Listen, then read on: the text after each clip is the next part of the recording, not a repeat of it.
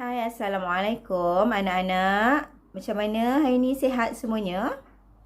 Okey, video yang sebelum ni Teacher Ati dah terangkan macam mana nak jawab soalan penjelmaan bab 3 matematik tingkatan 5, soalan bahagian A Untuk soalan bahagian A, untuk video kali ni Teacher Ati nak terangkan pula nak jawab soalan penjelmaan ini bahagian B.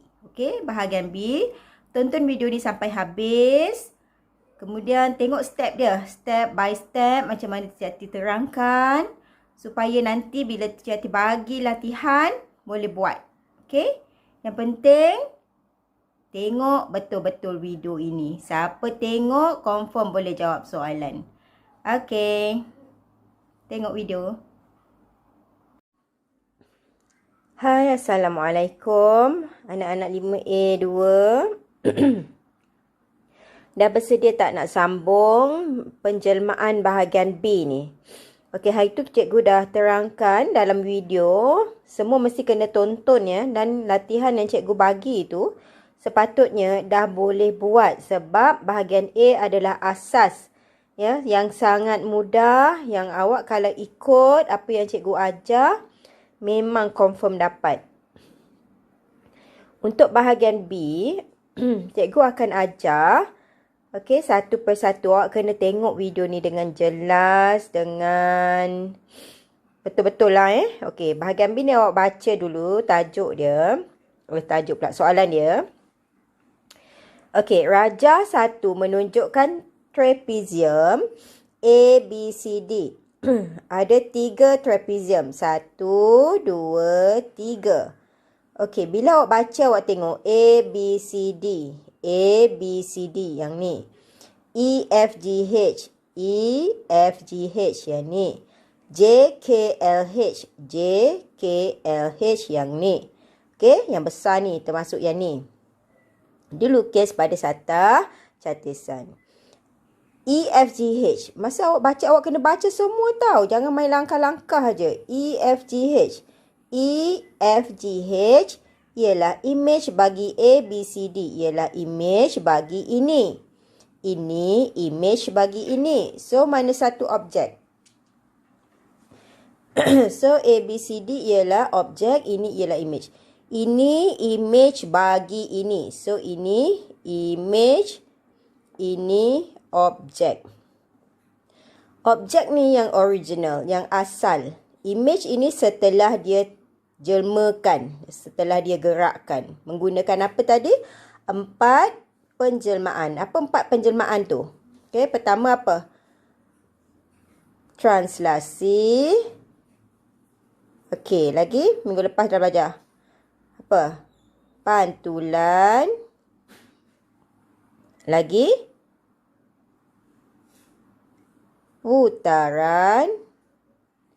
Kemudian yang keempat, pembesaran. Ni salah eja, salah markah tak dapat 1, 2, 3, 4. Ada 4 yang ni. Okey. Kemudian ini image bagi ini, so ni objek, ini image. Ini yang asal, yang original. Kemudian dia transformkan pergi sini, dia jelmakan pergi sini. Di bawah penjelmaan V. So V tu nanti apa? Okey. JKLH yang besar ni ialah image bagi EFGH yang ni. Ini image pula bagi ni. So, ini dijelmakan pergi sini. Okay. So, ini I2. I yang dah transformkan. Ini pergi sini. Daripada sini pergi sini. Okay. Di bawah penjelmaan W. So, W ni nanti apa? Ini ke sini apa? Ini ke sini apa? Faham? Dijawab penjelmaan W. Huraikan selengkapnya penjelmaan V dan W. Okey, ni dia tanya. V dan W. Huraikan. Okey. Jadi, sebelum awak nak... Cikgu buat kat sini biar awak nampak jelas. Okey. Sekarang ni kita nak buat V tu apa? W tu apa? Okey. Ini tadi kita kata apa? Objek. Ini ialah image. Ini ialah image 2. Okey. Ini pergi sini. Okey. Awak tengok. Ini pergi sini. Kalau pantulan, kita dah belajar pantulan dia mesti simetri kan. So kat sini bentuk dia dah lain. Bentuk sama tapi dia punya bila pantulkan dia tak dapat bentuk macam ni. Kemudian kalau pembesaran mesti lebih besar atau lebih kecil kan. Tapi ni saiz dia sama. Translasi bentuk yang kedudukan macam ni cuma dia gerak kat mana-mana sahaja. So yang lain semua tak. So jawapan dia ialah putaran. Bila putaran ni awak tengok, ni nak pergi sini. So dia pusing ke sini, betul tak? Okey. Kalau jam, ni jam awak 12.6 kan, 3.9. Okey. Pusing macam ni ialah ikut arah jam. Okey? Ikut arah jam. Kita nak tahu 90 ke 180. Okey? Kalau macam ni, macam mana kita nak tahu pusat dulu? Dia mesti putaran 90 darjah atau 180 darjah ikut arah jam atau lawan jam pada pusat. Okey, sekarang kita nak tengok pusat dia dulu. Okey, awak tengok. Okey, A dia akan jadi E. Kan? Kalau awak tengok kat sini A dia akan jadi E. B dia akan jadi F. C dia akan jadi G. D dia akan jadi H. Ini reference dia. Okey, so A akan jadi E. Okey, awak gariskan dua ni. Ni senang sebab dia sama kotak dia cantik lah macam ni, tegak. Okey, kemudian awak kira 1, 2, 3, 4. So tengah-tengah dia dekat 2. Awak buat satu garisan. Okey, buat satu garisan. Okey. Nah. Kemudian ambil lain. Kena ambil lagi 2 titik. Apa dia? C jadi apa kat sini? C jadi G, betul? C jadi G, betul tak ni? C jadi G, okey. C jadi G, awak gariskan. C jadi G. Ni pun okey juga. C jadi G. Ada berapa kotak ni? 1, 2, 3, 4, 5. Yang bersilang 5. So, kat tengah-tengah dia ialah 1, 2, setengah sini. So, awak potong 2 garisan ni, jadikan 90 darjah. Okey. Dia kalau dekat tengah-tengah kotak macam ni senang. Di antara kotak ni yang bersilang ni. Okey. Okey. Mana tempat dia bercantum? Antara garis yang pertama dengan yang kedua. So dekat sini. Okey. So ini ialah dia punya pusat putaran. Okey. Tak percaya awak tengok. Ini pergi ke A. Ini pergi ke E. Okey. Tengok sini 90 darjah kan. Okay, ke ujung pembaris ni 90 darjah. So, A pergi ke E. Apa dia? So, putaran. Tulis sini. Ayat dia. Putaran 90 darjah. Ikut arah jam pada pusat. Pusat dia apa tu? Baca koordinat. Ni negatif 1 kan? Ni kosong, ni negatif 2. So, sini negatif 1. Negatif 1, sini 2, 4, sini 6, sini 5. Negatif 1, 5. Negatif 1, 5. Okey? Kemudian, dah dapat ni. Kita tengok. Ini ke sini, sah-sahlah dia pembesaran. Untuk pembesaran, dia mesti ada faktor skala, dia mesti ada pusat. Faktor skala tu formula dia K. K sama dengan I bagi O. I ni ialah image. Okey, ini ialah objek. Okey. Image tu maksudnya ada berapa saiz dia. Okey, kalau ini awak kena ukur sini dengan sini. Kalau sini dengan sini. Sini dengan sini. Mana-mana bahagian. Boleh. Sama je jawapan. Tapi kita tengok yang paling kecil lah yang senang. Sini 1. Sini berapa? 1, 2, 3. So, image yang besar kan tadi? Image 3 bahagi 1. So, dapat 3. So, 3 kali besar. Dia membesar 3 kali. Nak tengok pusat dia? Okey. J dengan E ni awak gariskan. J dengan E gariskan. Ini kebetulan cantik dekat sini kan. Gariskan. Okey. J dengan G ni awak gariskan. Mana-mana 2 titik lah. Mana-mana 2 titik. Okey, dah dapat persilangan dia kat sini. Nak K dengan F pun kalau awak cantumkan, dia akan dapat juga kat sini. Mana-mana je lah, tak kisah. Jadi dah dapat sini, maksudnya pusat dia besar, dia membesar. Macam dia tarik benda ni ke belakang kan. So dekat, sini koordinat dia 5, 7. Okey, ayat dia nak tulis ialah pembesaran faktor skala apa tadi? 3 pada pusat apa tadi?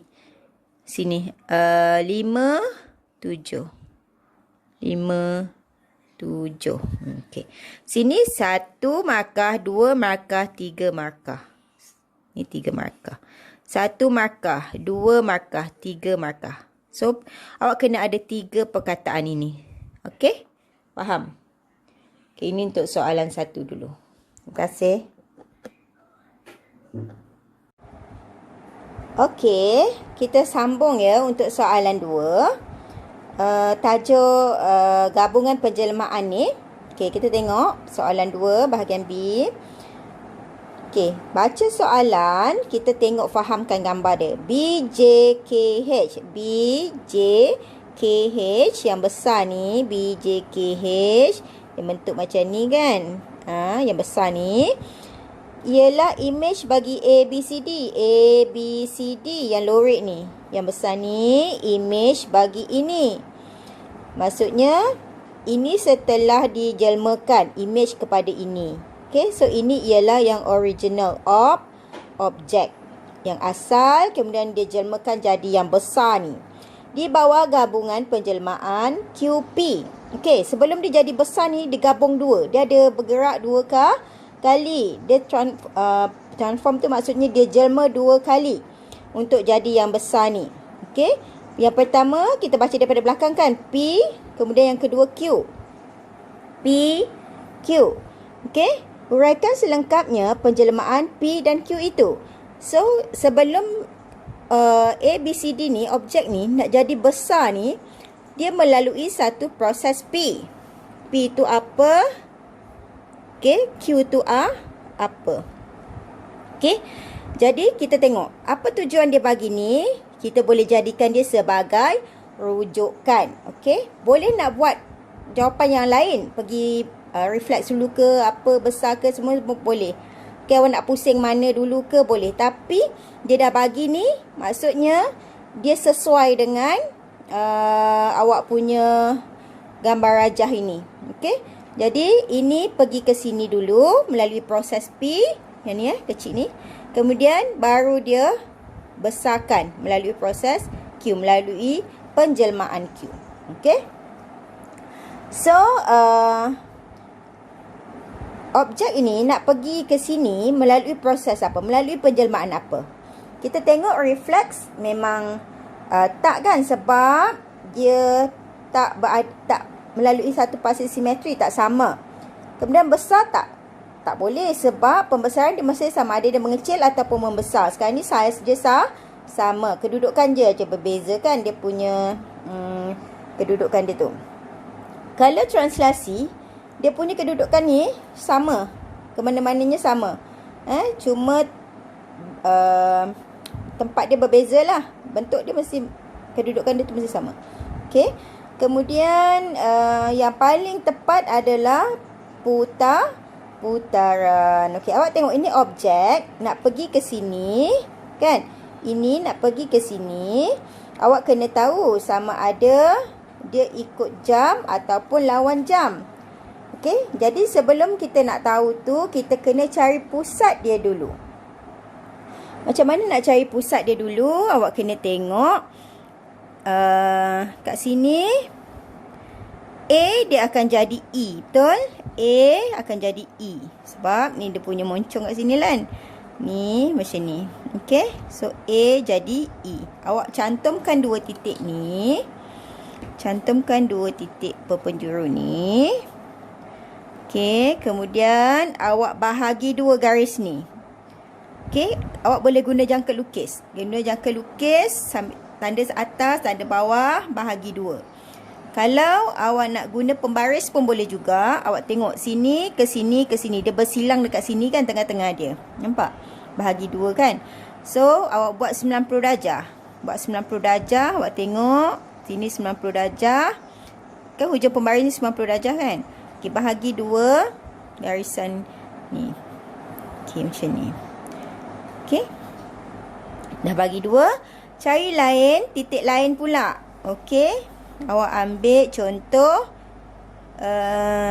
D jadi apa?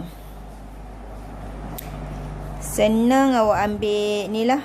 C lah. C dengan G kan? C dengan G. Okey, gariskan 2 ni.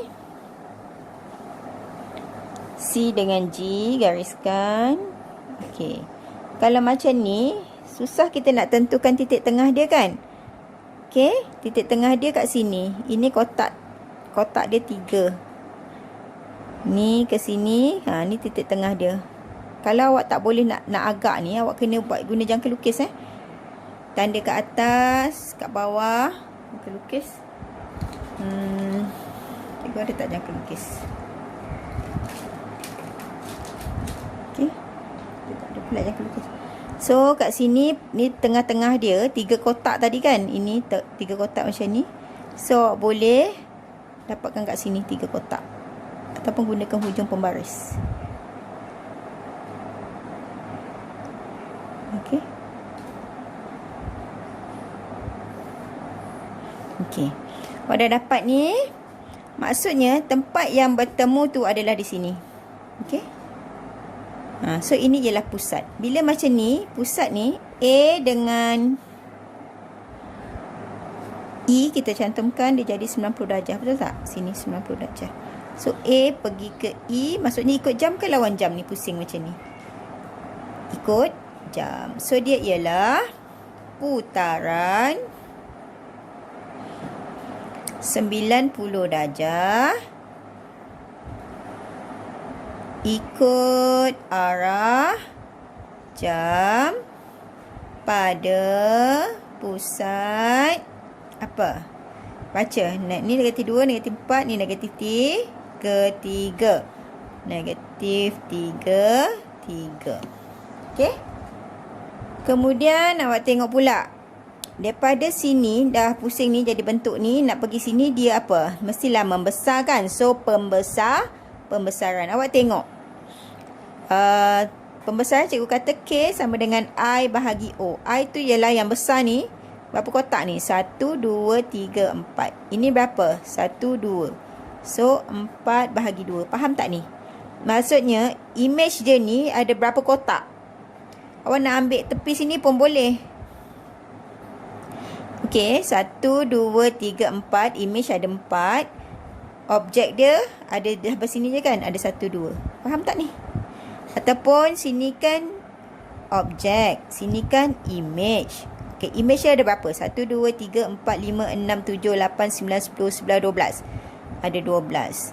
Okey, objek dia ada berapa? 1, 2, 3, 4, 5, 6. So, bahagikan dapat 2. Ini bahagikan pun 2. Kan? Sama. Jadi, dia membesar 2 kali. So, kita buat pembesaran faktor skala 2 pada pusat. Apa pusat dia? Pusat dia kita tengok.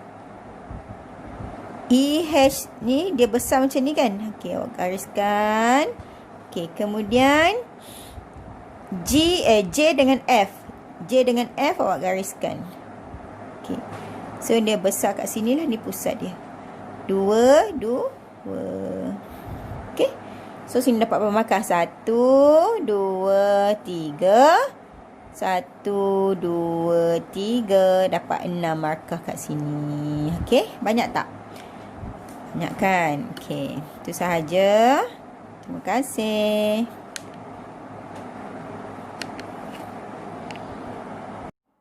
Macam mana? Dah selesai dah tengok video tadi? Okey. Mudah kan macam mana nak jawab soalan bahagian B ni? Tak apa. Kalau tak faham, ulang balik video teacher Hati tadi. Ulang sampai faham. Siapa ikut step dia, insya-Allah boleh buat soalan ini dengan baik dalam SPM nanti. Okey. Dah habis tengok, dah faham, bolehlah buat soalan yang teacher Atik attachkan. Buat dan submit dalam grup. Siapa dah buat, tikkan nama.